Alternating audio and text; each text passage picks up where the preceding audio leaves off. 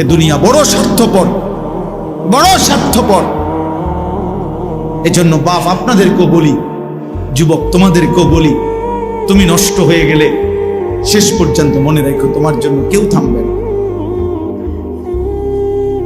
আপনাদেরকে বলি বাবা, স্ত্রী সন্তানের জন্য যদি আপনি হারাম উপার্জন করে জীবনটা শেষ করছেন, কোনোদিন পাবেনও নাই সুদের টাকা, কিস্তির টাকা, হারামের টাকা, ওজনে কম দেওয়া, ধোকাবাজি, প্রতারণা করা উপার্জন করা দরকার ছিল না। আমনের কলজার মধ্যে শয়তানে বসায় দিছে যে বউ বাচ্চার লাগে এগুলা করতেছো, করো না রে বাপ, খোদার কসম এরা মনে রাখবে না, এরা মনে রাখবে না, এরা কোনোদিন বলবে না, এরা মনে রাখবে। দুপুর বেলা জানাজা হইছে, আসরের পরে জানাজা হইছে, কানছে 2 ঘন্টা 4 ঘন্টা, জি পুত, নাতি নাতনি, স্ত্রী সন্তান। ওই দিনকেই এশার নামাজের পরে দেখা যাবে এরা সবাই পাশের বাড়ির থেকে ভাত তরকারি রাঁধে আনছে, এরা খানা খাইতেছে, এরা গোশত খায়, মাছ খায়, ডাল খায়, সবই খাইতেছে। এরা না কানছে অনেক, ওই কানছে আর কি।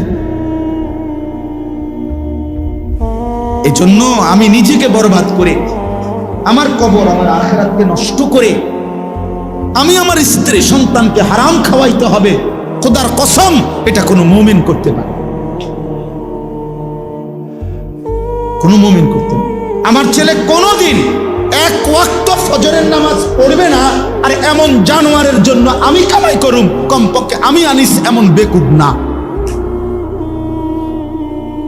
তার লগে আমার আগে বুঝাপড়া করা দরকার। তুই মুসলমানের বাচ্চা কিনা আগে এটা বল, তুই ইমানদারের সন্তান কিনা বল বেটা। যদি তুই মুসলমানের বাচ্চা হস, আমি তোর জন্য মাথার ঘাম পায়ে ফেলে কামাই করমু, আমার এই কষ্টের উপার্জনের কিনা ফ্যান, খাট, পালং, সোফা, ফার্নিচার, বাজার সদাই, আর তুই বেঈমান সারা রাত মোবাইলে নারী দেখবি, ছবি দেখবি, কোনোদিন ফজরের নামাজ পড়বি না, এমন জানোয়ারের জন্যই আমি কামাই করলাম। এমন হাইওয়ানের জন্য কামাই করতে বলছে কে? যার কপালে সেজদা নাই অত মানুষ না।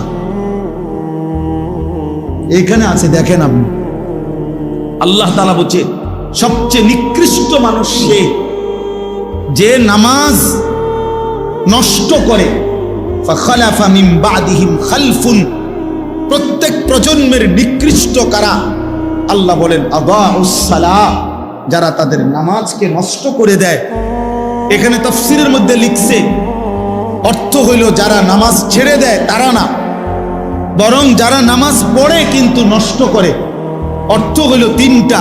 1, যে ব্যক্তি নামাজ পড়ে কিন্তু সবসময় বিলম্ব করে, যথাসময়ে নামাজ পড়ে না। 2, যে নামাজ পড়ে কিন্তু নামাজের ফরজ, ওয়াজিব, রুকু, সেজদা, তাসবিহ এগুলো ঠিক মতো আদায় করে না। 3, যে নামাজ পড়ে কিন্তু নিয়মিত জামাত ত্যাগ করে, মানে নামাজের জামাতে পড়ে না। এই ব্যক্তিকে বলা হয়েছে সে নামাজ নষ্ট করে, সে নিকৃষ্ট মানুষ। তাইলে যে নামাজই পড়ে না সে কি? সে কোনো আইটেমের মধ্যেই নেই। না, হে কোনো আইটেম নাই, হয় কোনো কি প্রকারের মধ্যেই নাই, ওর আলাদা কোনো প্রকারে নাই। বেনামাজির কোনো পরিচয়ই নাই, বেনামাজি কোনো মানুষের কাতারে না, বেনামাজি কোনো ইনসানে না। বেনামাজি কাল আনআম, চতুষ্প জন্তুর মতো, অথবা তার চাইতে নিকৃষ্ট। উপরে উঠার কোনো সুযোগ নেই, গরুর চাইতে উপরে যাইতে পারবে না সে, ছাগলের চাইতে উপরে কোনো মর্যাদা তার নাই, কুকুর বিড়ালের চাইতে বড় কোনো মর্যাদা তার নাই।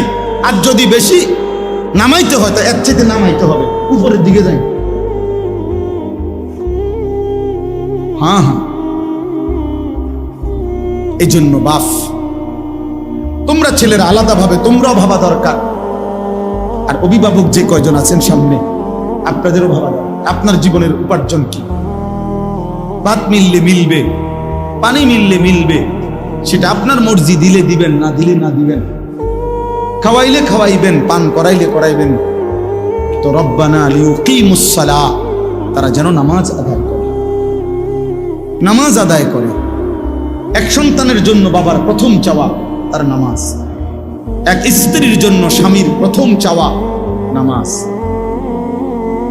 এক মেয়ের জন্য বাবা মার প্রথম চাওয়া তার নামাজ, তার সিজদা, তার পর্দা, তার আখিরাত। কারণ আমরা মুসলমান, আমরা বেঈমান না, আমরা দুনিয়াদার না, আমাদের গন্তব্য আখিরাত। আজ যদি আমরা মুসলমান ভুলে যাই আখিরাত, তো আখিরাত মনে রাখবে কে? হিন্দু বৌদ্ধরা, ইহুদি খ্রিস্টানরা? ওরা তো বুঝেই না কিছু। আল্লাহ তো কোরআনে বারবার বলছে ওরা বোকা, আহম্মক, লা ইয়াকিলুন, লা ইয়াফকাহুন। কোরআন সুন্নাহ বিহীন, তারা তো দলালিম মুবিন, স্পষ্ট গোমরা। তা আল্লাহ তাআলা বলছে, মুমিন, আমি তোমাকে ঈমান দিলাম, নবী রাসূল দিলাম, আমার আসমানি কিতাব দিলাম, যুগে যুগে বুঝাইবার জন্য উলামা কেরাম দিলাম, তারপরও কথা রাইলা কেন? এই কয়জন ছেলে পেলে বাবা, তোমরাই বলো ভাই, কিসের অভাবে নামাজের গুরুত্ব বুঝলা না? কি আল্লাহ চেনো নাই, না রসুলের নাম শোনো নাই, নাকি কোনো আলেমের মুখে কোনোদিন শোনো নাই, না কোরআন শরীফ কোনোদিন দেখো নাই, নাকি কোনো মসজিদ দেখো নাই জীবনে কোনোদিন, নাকি কোনো আজান শোনো নাই কোনোদিন? কিসের অভাবে হারায় গেলা যারা নামাজ পড়ো না? বাপ, একটা যুক্তি তো থাকবে, হুজুর আমি এমন মরুভূমিতে ছিলাম যেখানে কোনো মানুষ ছিল না, যার কারণে আমি আল্লাহ চিনি নাই, আখেরাত চিনি নাই। আমি এমন পাহাড়ের গভীরে ছিলাম, আমি এমন সাগরের তলদেশে ছিলাম যেখানে কোনোদিন আজান শুনি নাই, যেখানে কোনোদিন কারো কাছ থেকে আল্লাহর পরিচয় শুনি নাই। চারিদিকে এত মসজিদ, এত মাদ্রাসা, এত উলামা, এত টুপি, এত আজান, তারপরেও তোমরা যারা বাবা দিনের পর দিন নামাজ পড়ো না, কিসের অভাব? কি যুক্তিতে? আল্লাহর সাথে বোঝাপড়াটা কি হবে? রাসূলুল্লাহ সাল্লাল্লাহু আলাইহি সাল্লামের সুপারিশ কেমনে হবে? কেমনে হবে? আল্লাহর নবী সাল্লাল্লাহু আলাইহি সাল্লাম বলেন, বেঈমানের সাথে ইমানদারের যুক্তি, আল্লাহর নবী বলছে আসসালাহ, নবীজি বলছেন আল আহাদ, চুক্তি। মানে আল্লাহ তাআলার নবী বলছে, আমরা যেন বেঈমানের সাথে এই কথার ওয়াদা করে নিছি, চুক্তি করে নিছি, তুই আল্লাহকে সেজদা দিবি না, আমি ওয়াদা দিলাম, আমি তোর সাথে চুক্তি করলাম, আমি মৃত্যু পর্যন্ত আমার আল্লাহকে সেজদা দেব। এটা হলো মুমিন আর কাফেরের চুক্তি।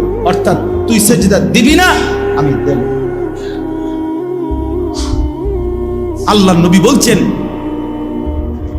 ফারকু বাইনানা ওয়া বাইনাল কুফরি ওয়াশ শিরক, আমাদের ইমানদারের মাঝে আর মুশরিক কাফেরের মাঝে পার্থক্য আসসালাহ, নামাজ।